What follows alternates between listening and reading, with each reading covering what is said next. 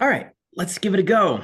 Uh, let's see. Hi, everyone. My name's Conan Smith. I'm the president and CEO of the Michigan Environmental Council, and you are turning into Flood Proof. This is a new webinar that we're going to host every other month for the next little while as we get accustomed to the new reality that we're in.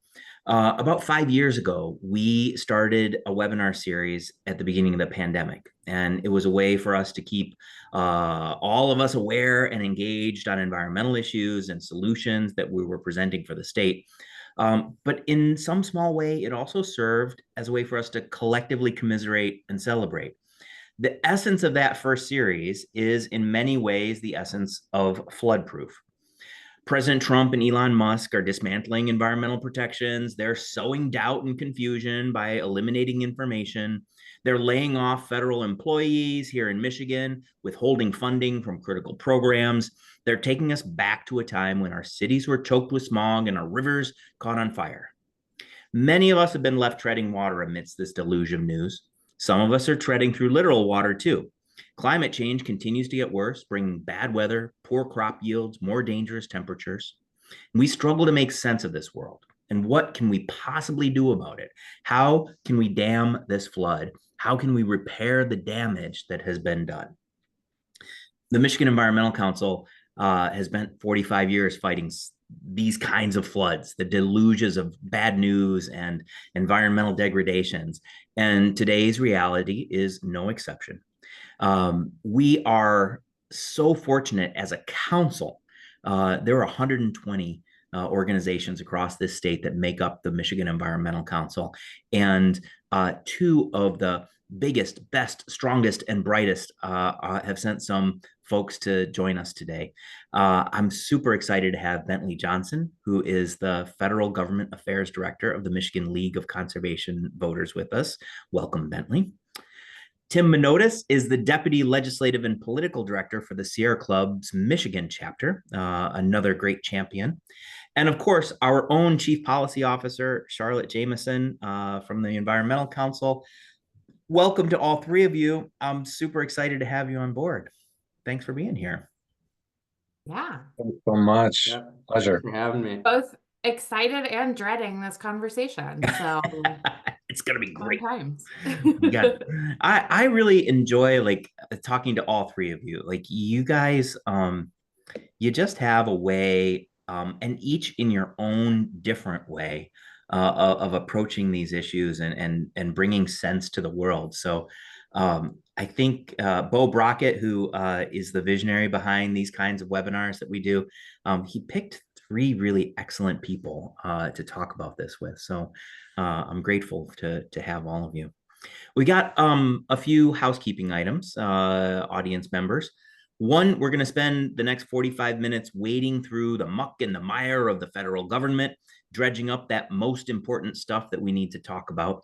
We're going to show how decisions impact the state's people and places, how we are and should be protecting ourselves, and how we can come together to aid the cause more generally. For those of you in the audience, I want you to feel free to leave questions or comments in the chat or in the Q&A tab at the bottom of your screens. We have staff like Bo who are monitoring, and we will work to incorporate your questions, your thoughts into the live commentary from these folks here. If we don't get to your question or your topic, we do a follow-up, and we'll send out a recording and answer any of the questions or topics that we couldn't get to. Poor Tim, Bentley, and Charlotte. If folks leave a ton of questions, it's going to take you like 4 or 5 days to answer them, but we're going to hound you until we get them. So thanks so much for giving us that extra. All right, with that, let's get into it. To make sense of this situation, the mire that we're in, we want to break down the actions that the federal government has inflicted on Michigan's environment into three categories. There are rollbacks, there are cuts, and there are atmospheric shifts in the way that we are conceiving the world currently. I want to start with the rollbacks. It was a core component of Trump's first term, and it's shaping up this time around to be as well. what sort of rollbacks are we feeling here in the state? How are people feeling these cuts locally? And how soon are those impacts really going to manifest on the ground? Charlotte, what are you seeing? Yeah, so I think the sort of front and center is the recent announcement that the EPA head Lee Zeldin made, where they announced plans to eliminate or roll back 31 environmental rules. And these rules are the bedrock of our environmental protection programs at the federal and state level.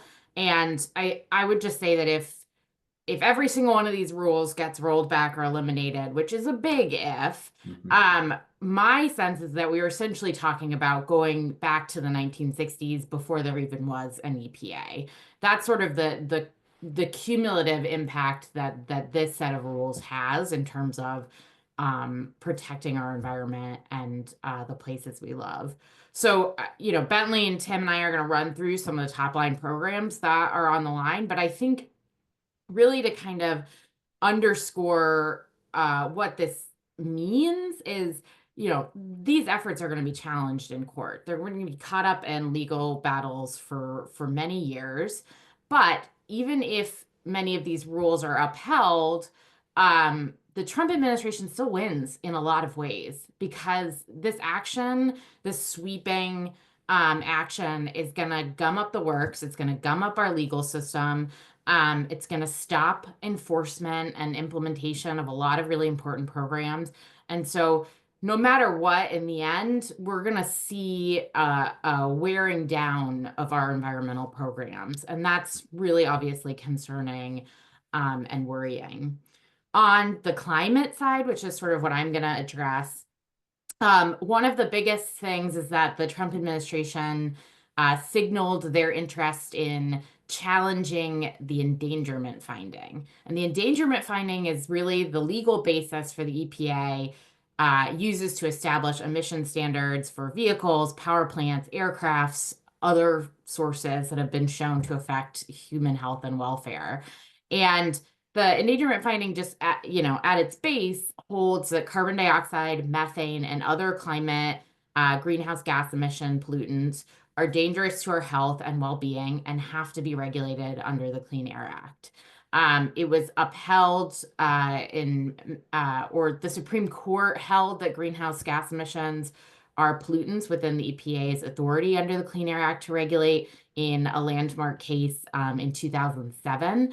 And since then, there's been a number of legal challenges that have upheld the endangerment finding.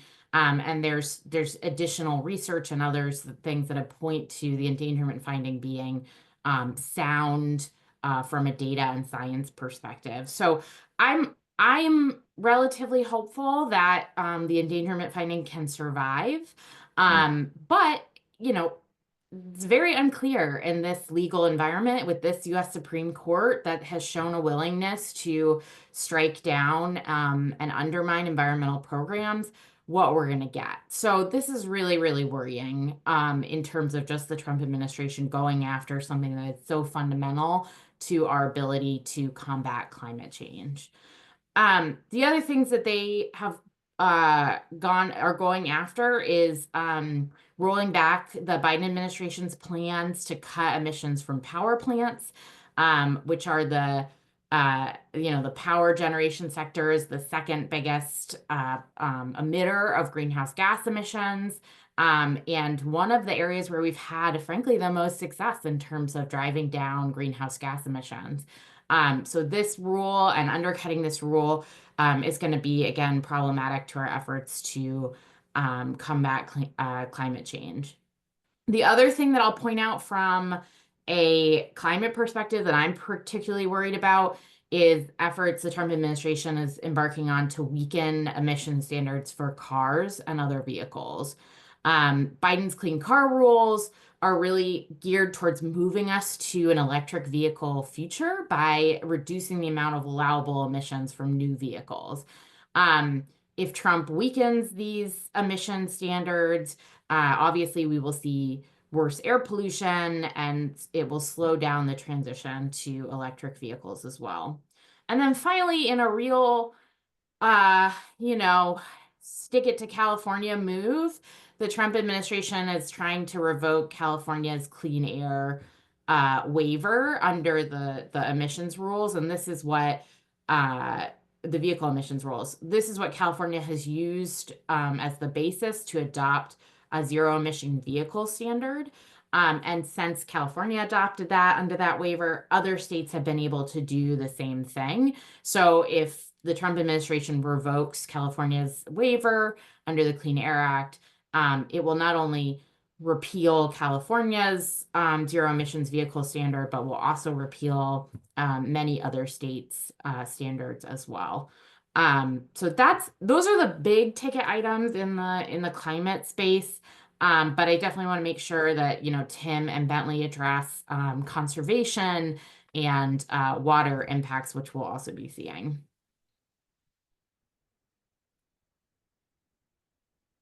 Yeah, thanks, Charlotte. I will go over what's going on around the conservation of our lands. Generally speaking, already in 2025, Congress is considering legislation to make it easier to sell off and privatize public lands, to eliminate conservation areas, and to prevent future presidents from protecting additional national monuments.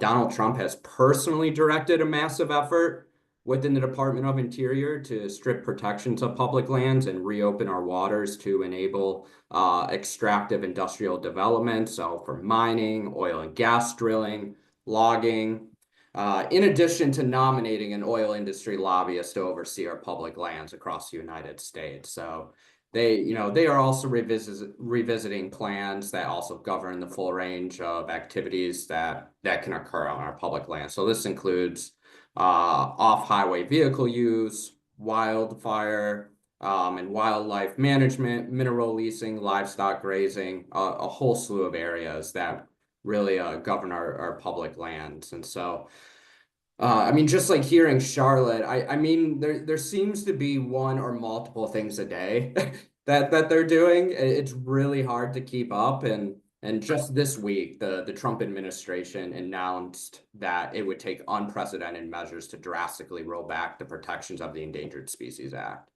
In a quiet notice in the Federal Register, the U.S. Fish and Wildlife Service and the National Marine Fisheries Service unveiled a proposal to rescind the longstanding definition of harm, which is a key term in the bedrock environmental law, which makes clear that acts injuring members of listed species via habitat destruction are subject to the law. So such a move to undo half a century of regulatory precedent. Now the Trump administration is saying, for developer, you destroy habitat of protected species, meh, oh well, doesn't matter. So, and science demonstrates that habitat loss is the primary driver of species extinction. And since coming into force in 1973, the Endangered Species Act has saved from extinction 99% of the species that have been granted protections under the statute. And so with that, what does this mean for Michigan? Trump has also issued a few executive orders to dramatically set the stage for expanded logging, regulatory rollbacks, and weakened protections for nearly 280 million acres of our federal forests. And for Michigan is unique in that it has the highest level of federal land ownership east of the Mississippi. The federal government owns 3.6 million acres, and that's about 10% of the land in this state. So our forest lands in Michigan will now be open to clear cutting. And if fully realized, these actions will pollute our watersheds, increase our wildfire impacts on communities, worsen air quality, and degrade the forest ecosystems. And so, these moves, similarly, compounding the potential damage. Many of these provisions in these EOs are likely unlawful. Applying the Endangered Species Act emergency provisions to regularly planned logging, for example, appears inconsistent with the statute and governing regulations. and directing federal agencies to rescind regulations creating an undue burden on logging may violate laws, but we also know how the Trump administration is acting when courts say they are doing unlawful things. So, you know, these are just a few of the things and the attacks that are going on in our federal land, and these are things that we all hold true and dear to our heart. Our public lands is where we enjoy, make peace. This is where we're able to protect our ecosystems, protect our waterways, and especially being in a state with the Great Lakes and how many inland bodies of water and rivers and streams we have. This could really have a ginormous impact on Michigan and our conservation measures. Bentley, how about the water situation? Yeah, and just like Tim was saying with our outdoor spaces and our amazing public lands that we have here, everyone in Michigan loves our water, has a connection to it. It literally, shapes our state. And there's a connection between all of these threats between our air, land, water, climate.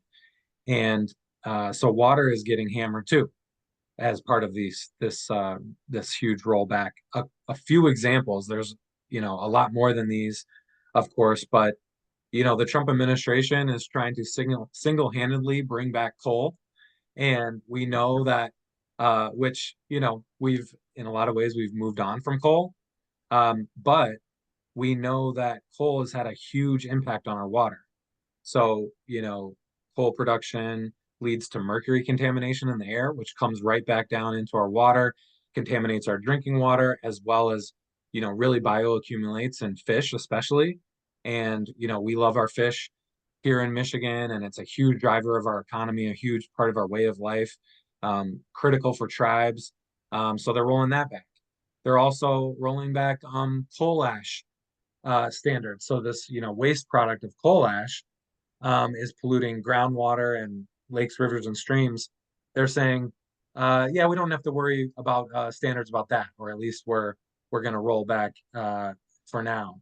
And then, and this applies for beyond coal, effluent limitation guidelines. So really any industry, but especially power plants that deal with wastewater, they're pulling back on those limitations on the pollution that can be discharged into our water, which is obviously terrible.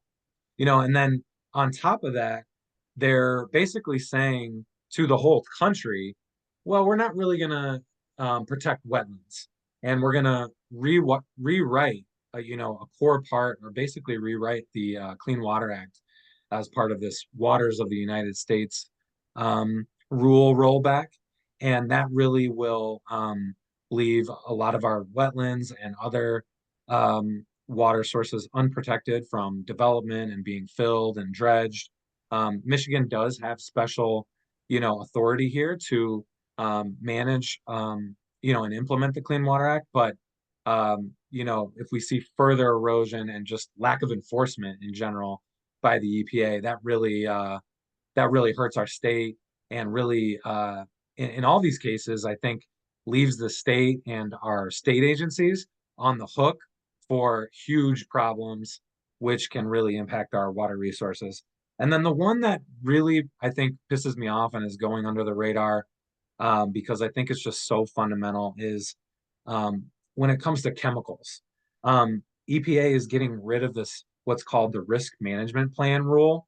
And so any facility that uses or makes dangerous, toxic chemicals, they have to have this plan, a risk management plan, so that first responders know what's in the facility if something goes wrong.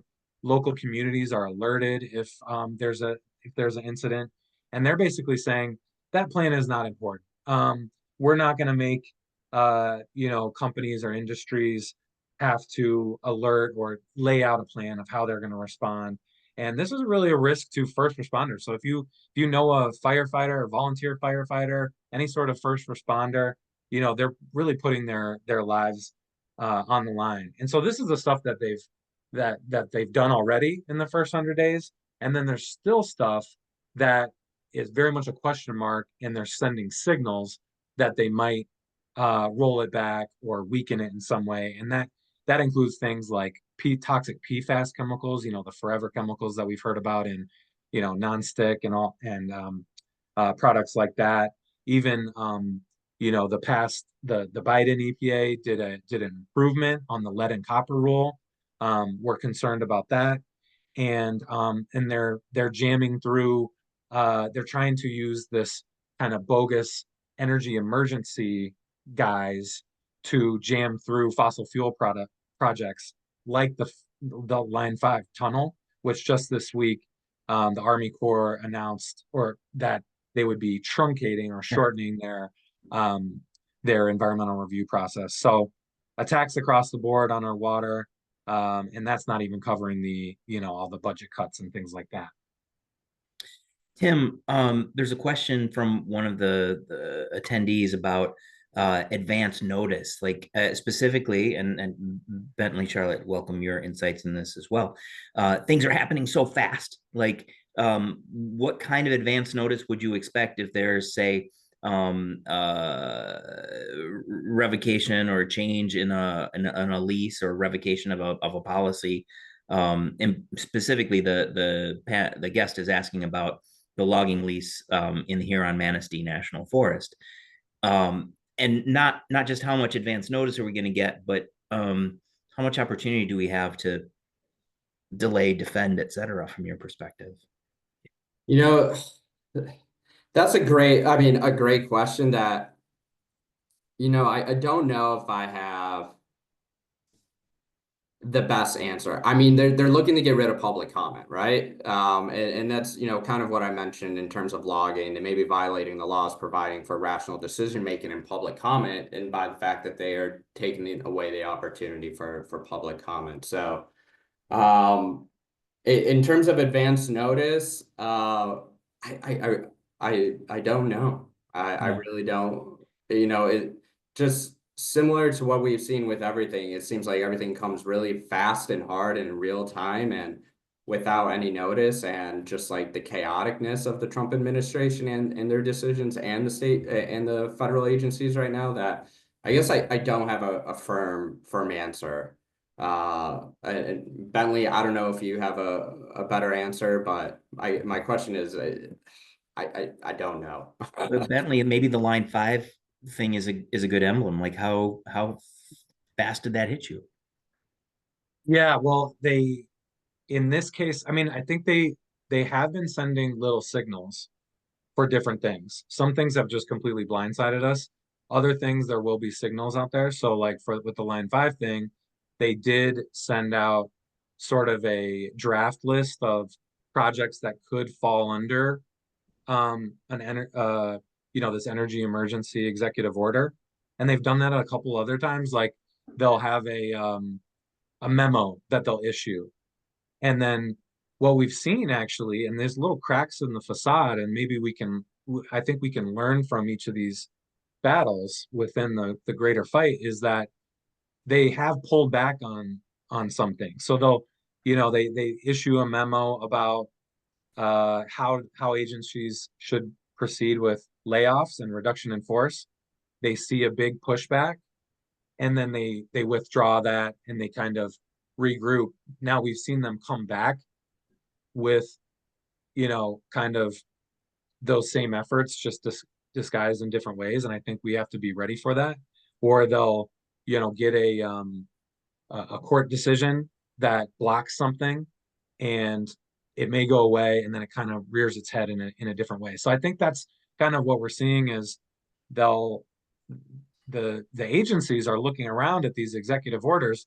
They're coming, so many of them, and they're trying to figure out how to actually implement them and what is, how to operationalize them. Many times it's kind of impossible to do it without chaos. And so I think bringing to life the impacts of this chaos and the impacts of them going so fast and so dangerously, with such a wide swath of what they're doing. I think telling the story of those impacts and what it means at a local level is where we can, kind of slow things down and provide a bit of a check. So I think there are some examples of where we've seen the cracks in the facade. So the Trump administration has definitely taken a hard line on regulatory reforms or regulatory changes. The other thing they're really exercising powerfully is the power of the purse. So we're seeing a lot of just straight up cuts to great programs.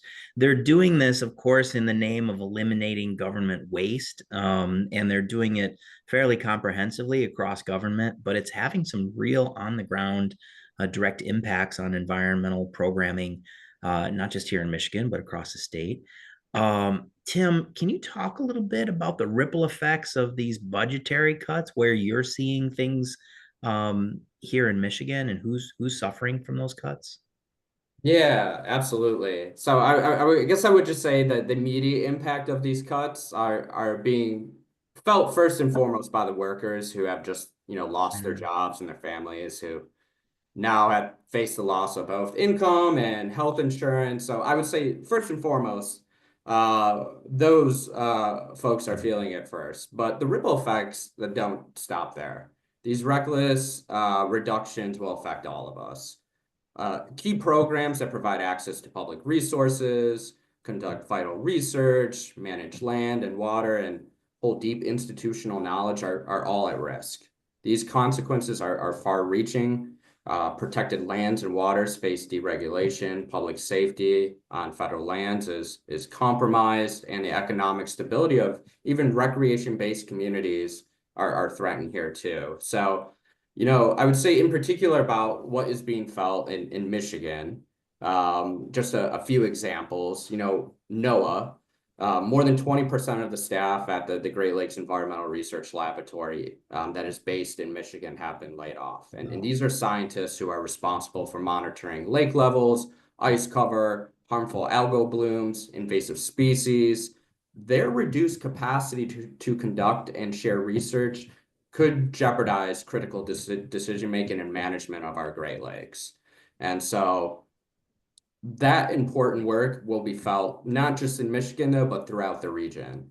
And with the EPA's Chicago office, Region 5, faces major cutbacks, which, potentially hampering state and local responses to environmental threats in cities like Detroit and Hamtramck. Region 5 is also responsible for, pollution monitoring, cleanups, community engagement, emergency hazardous waste response for our state, as well as Illinois, Ohio, Indiana, Wisconsin, and Minnesota. So, we can also see things like delayed toxic sediment cleanups, reduced invasive species control. And, speaking about like cuts and grants, there's over $80 million in grant cuts in environmental justice funding that was granted to projects just in Michigan alone, which, is delayed by, Trump's freeze on federal grants.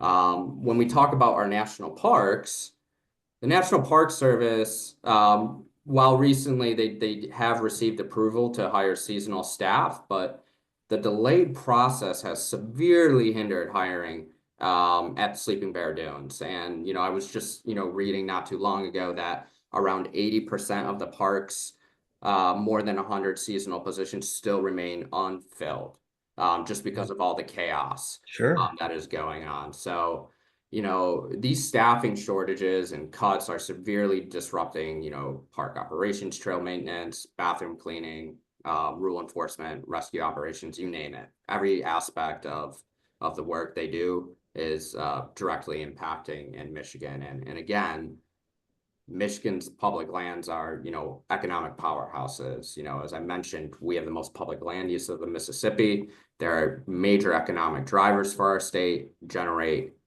thousands and thousands of jobs. And so, these consequences do really extend beyond the woods and waters. Our local businesses, from small town bake shops to river outfitters, they depend on the influx of visitors, drawn to Michigan's natural resources.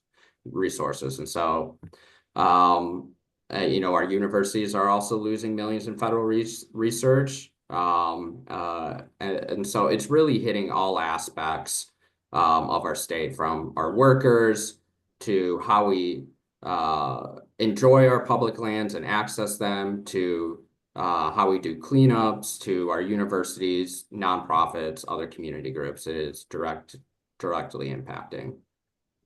It's tremendous amount of money, which is it's just shocking. I work with a nonprofit who does energy work. You know, its mission is to help homeowners like live in a better space, right? That's more energy efficient, but also more comfortable.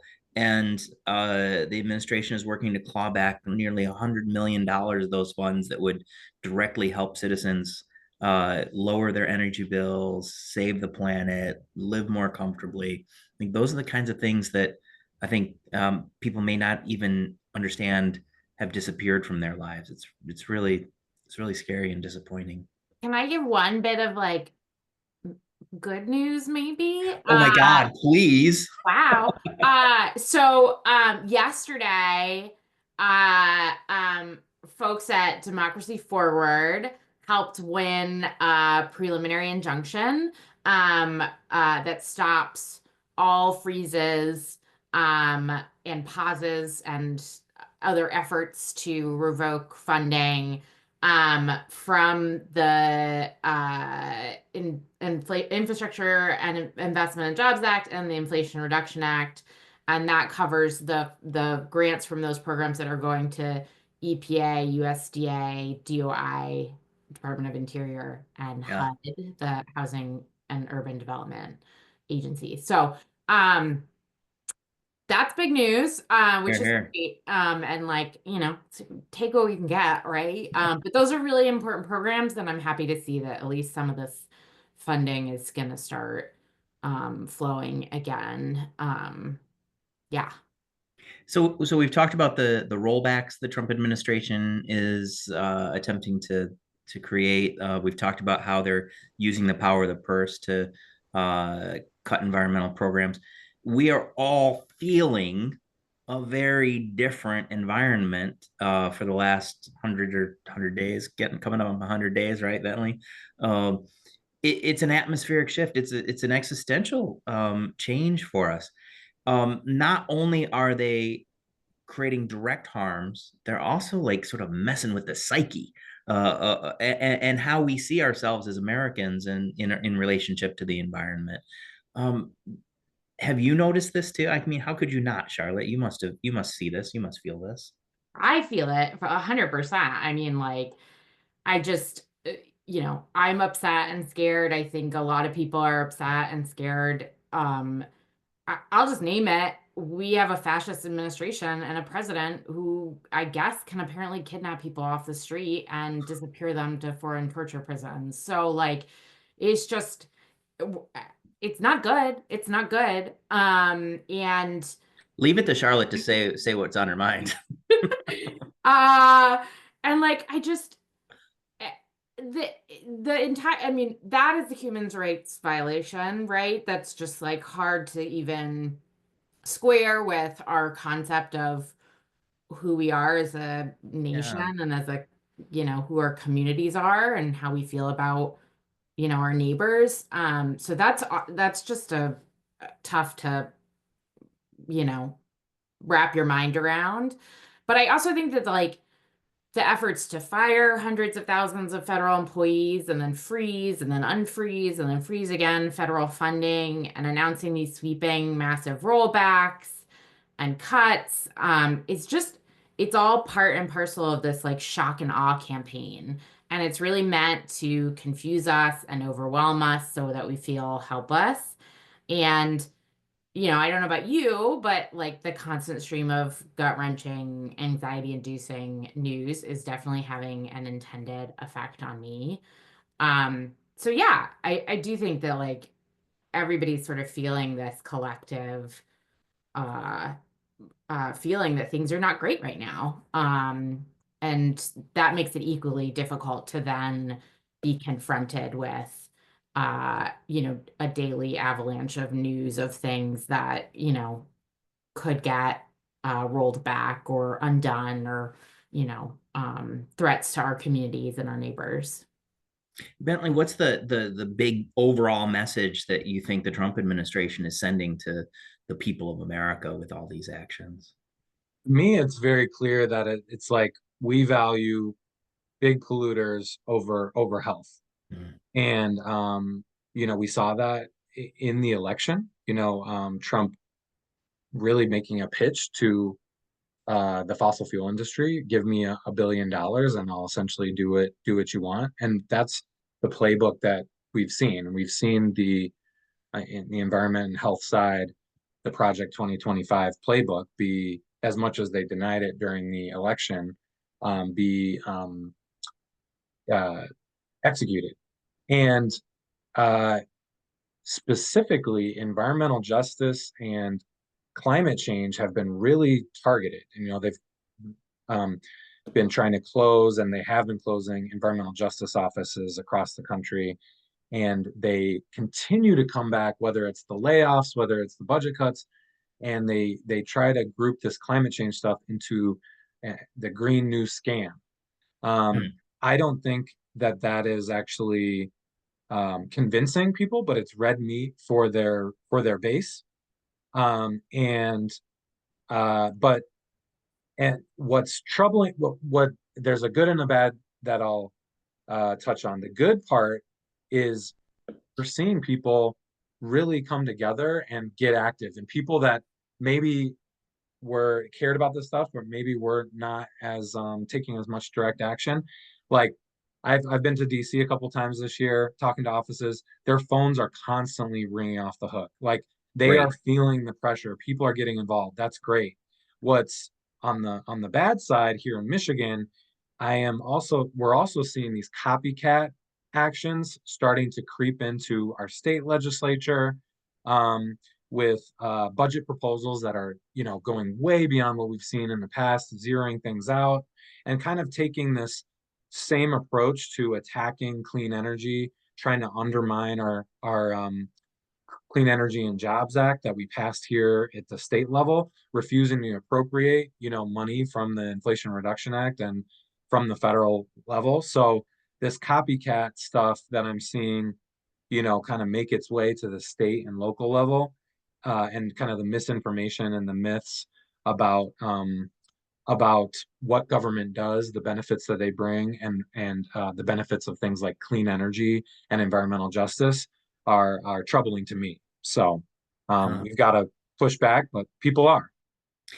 Tim, we're seeing sort of the power hierarchy like dumping on us from above, right? Like the folks that we have entrusted with all this power are behaving badly, and the thing that has constantly through the history of the United States reversed that is this like fierce power of the people, and I don't know that there is a more empowered grassroots base of folks than the members of the Sierra Club, one of our, if maybe the oldest conservation and environmental group. I was really delighted this past weekend to work with the U of M Sierra Club chapter. They hosted a rally. What's happening at the grassroots? Give us some good news about the fight back.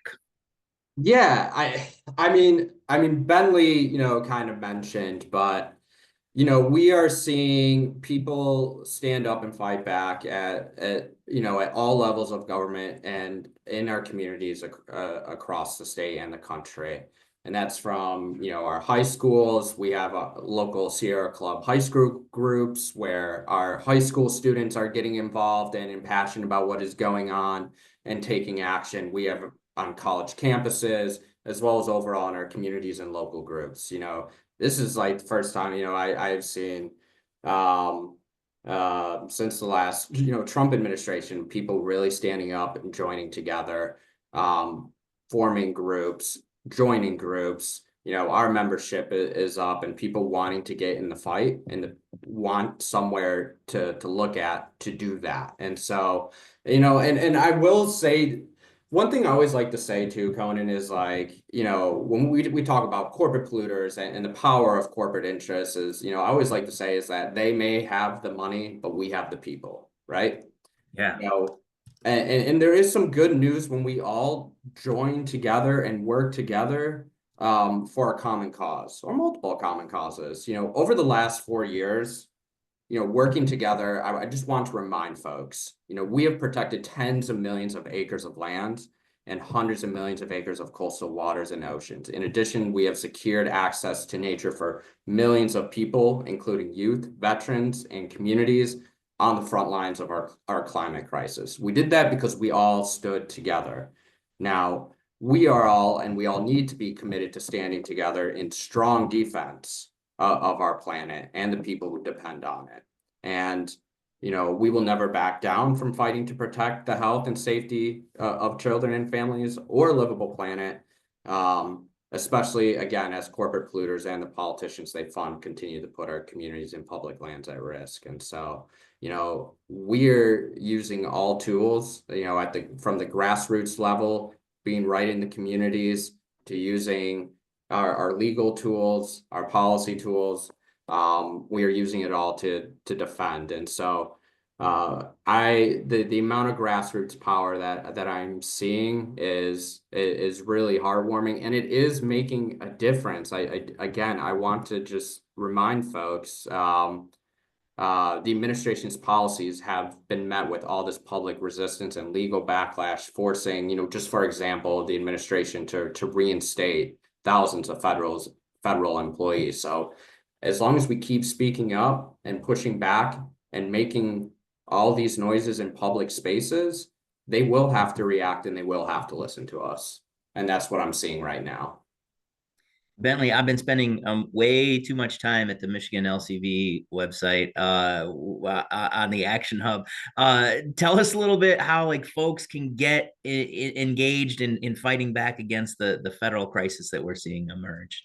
Yeah, I mean, people are already doing it, plugging into an organization that they care about. So people that are here are already taking that first step. I think then people are saying, well, what tactics are actually going to move decision makers, And so I think it's that combination of the grassroots power that Tim mentioned. And then we have to have stories and storytellers that decision makers can't easily ignore or dismiss. And so how do we do that? I think keying in on some of Michigan's congressional members. I think any member of Congress is good, Democrat or Republican. But I would say there's some Republican members who maybe are in a really toss-up district, like a Representative Tom Barrett in the 7th Congressional District. There's a couple members who looks like they're running for statewide office, and they need to appeal to voters of all kinds. So you have a Representative John James who wants to run for governor, and he's actually gone on record saying, pump the brakes a little bit on these, getting rid of all the Inflation Reduction Act clean energy incentives, and he put his name on a letter, and we need more of that sort of thing. Or we have a Representative Bill Huizenga, who there's rumors that he wants to run for Senate over there in Southwest Michigan and kind of West Michigan. And so we need these storytellers providing authentic perspectives of what's at stake, what are the benefits. I see David Ruck in the chat giving some great examples of how to do that. He's got a particular perspective as a former NOAA employee and as a documentary filmmaker. He wrote an op-ed and he has a blog. And I think there's many ways to capture those stories. And then groups like Michigan LCV, Sierra Club, Michigan Environmental Council can make sure in different ways that those members of Congress see these stories, can't easily dismiss them, like they unfortunately have been, I think, too many of them dismissing the growing grassroots power. So we have an action hub, michiganlcv.org/action hub, that provides some specific tangible ways that you can send a message, all the way from just sending a quick one-click message to showing up at an event or hosting your own event or joining a phone bank. And all those things really do add up. And we're trying to do those in partnership with many other groups. So we have a calendar there that shows other people's events as well. And Earth Week next week is a great time to get involved. There's lots of events, especially on Saturday, the 26th. there's events in all over the state. And there's things like town halls. The NAACP of Lansing is hosting a citizen-led town hall on Tuesday night at the UA Plumbers and Pipe Fitters Hall, where and they invited Tom Barrett. I don't know if he'll show up, and that people are going to get up, share their concerns, and hopefully federal decision makers all the way down to the local level will be listening, and we'll keep that drumbeat going. Charlotte, Michigan has been, we've faced challenges like this in other ways in the past, and we've stood up to protect our water, and that's been a bipartisan effort. In 20, I'm going to age myself to like by 2 years here, but I think it's 2023. We passed this massive, incredible climate package that put us on the forefront. We have had a record of standing up for the environment. Do you think that our state government is in a position to stand up now? Is the Whitmer administration ready to carry the ball forward in the face of these kinds of attacks and threats? Let me answer that in two ways. One, I mean, obviously, state governments cannot fill the full breach of the federal government, right? Or the full breadth and width of the federal government. I mean, it's just not, that's why we have a federal government. And we look to their data, their scientists, their policymakers, their resources, to do things that we just can't do at the state level. That being said, there are a number of rules that we could adopt.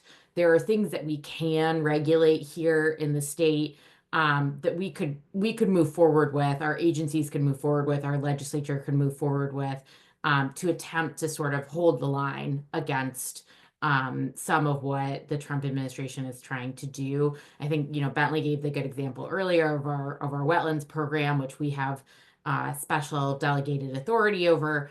There are definitely ways that we could be acting proactively to put in place some of these protections here. In terms of the Whitmer administration, I think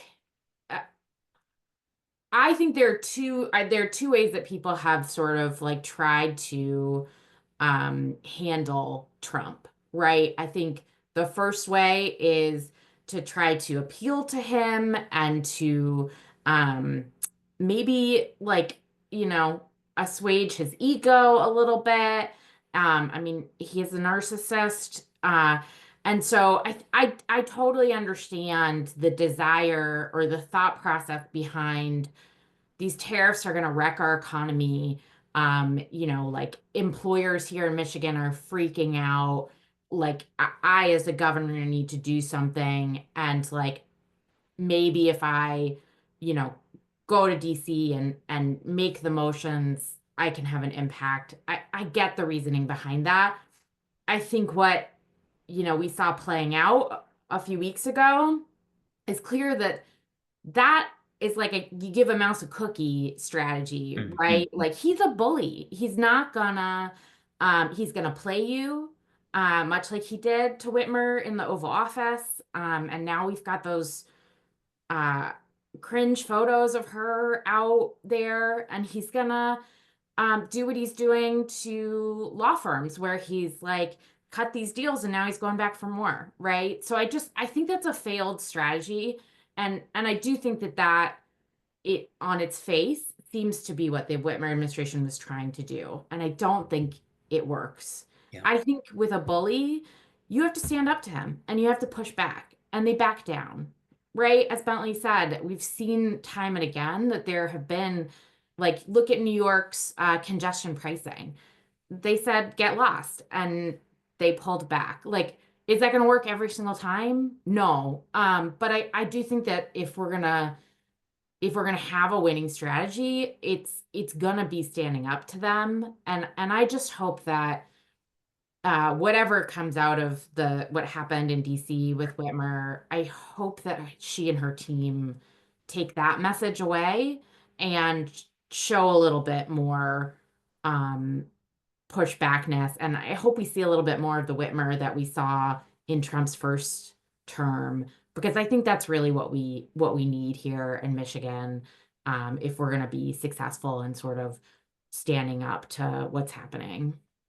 I heard a story from a friend who was at the Detroit Economic Club this past week, and Governor Whitmer was the keynote speaker there. And in quintessential Gretchen Whitmer style, she had photo ops for attendees with the folders. Like, I thought that was just great, right? She's like, "Oh yeah, that was terrible, but I can I can turn shit into gold. Watch this." Good for her. Good for her. Tim Bentley, any closing words, thoughts that you want to share with this amazing crew of listeners? Bentley, do you want to go first or? Yeah, sure. Well, I know there are one thing that this first 100 days, or closing in on first 100 days, I think first 100 days is April 30th. So first of all, that's a great time to be talking about what Trump has done and how none of these actions are actually dealing with people that with what people are really struggling with right now, which is increasingly being able to afford um, a home, or being able to pay your energy bill or your water bill as it increasingly takes up the burden, or being able to trust, is my, is the water coming out of my tap safe, or is my kid, going to be okay with asthma? Do they bring their inhaler? So clean air, clean water, and democracy also. I think we could have spent a whole hour on the text to democracy and the Constitution. Those are fundamental, American things and fundamental things for humanity, really. And so we're never going to go wrong talking about those things, and you can find common ground with anyone. And so I would just encourage people to have those conversations, put out your own story, and work with others, including the groups on this call, to tell that story. We can help you get plugged in directly to lawmakers. And I would say sometimes it's the last thing I would say, sometimes it feels like, oh, we can't reach these people in DC. They may feel out of touch or just may feel inaccessible. That can be true at times. They are more accessible than you think. And who's really accessible are your state and local elected officials. And they can do a great deal to, touch on, your everyday life in a community. And so all of our groups also work very much at the state level, and that's our bread and butter, actually. And you can really build a relationship with your elected official in Lansing, and I really encourage people to do that. Tim? And I'll just say, we are, as Bentley mentioned, we are seeing obviously a coordinated effort to upend, everything, we hold dear in this country, and really the role of federal agencies as we know them. And, speaking of like the 100 days, now is the time to take stock, understand Trump administration strategies, develop responses that will allow us to keep swimming upstream, no matter how strong the current is against us. I just think of, like Finding Nemo, just keep swimming. And that's what we got to do. And it's not just about what is going on at the federal level. There are a lot of things going on at the state level, at the local level, where you can make an impact in bettering the lives of everyday people. And, with what is going on at the federal government, what happens at the state level and the local level is really highlighted. We have opportunities there to protect. While our federal government is attacking, we have an opportunity for our state government and local governments to protect our people. And so it's not just about the federal government, it's about getting involved in every aspect, of our communities and our governments at all levels. And, it's about it can be just whether it's political activism. You know, I also mentioned about like the cuts at you know, our parks. Maybe your form of resistance is volunteering at your national or state and local parks and participating in other service-oriented actions. And so, you know, there are many ways to push back and resist. And, you know, I just encourage everybody to explore those and find your niche, find your group, find your home, and so we can all work together to make this world a better place and our country better, you know, in the face of what we want to see. So this has been a fantastic conversation. Charlotte Jameson of the Michigan Environmental Council, Tim Minotis of the Sierra Club, Bentley Johnson of the Michigan League of Conservation Voters. Thank you for taking the time this evening to join us. And thanks to all of you in the audience, too, for taking time out of your evenings. Please know that in the coming days, you're going to get a follow-up email with the recording of this webinar, answers to the questions that we couldn't get to, all the resources and opportunities that we discussed here and in the chat. So it's all coming your way soon. And we're going to follow up in about 2 months' time with another flood-proof flood-proof. I wish it were flood-proof. That would be great. Flood-proof webinar, and we'll give you the most pertinent environmental information, the context, the actions that can best protect our state from this very, very aggressive federal administration. Please keep an eye out for it. Thank you, everyone. Thanks to our panelists. Thanks to our audience. Have a great evening. We'll see you in a couple of months.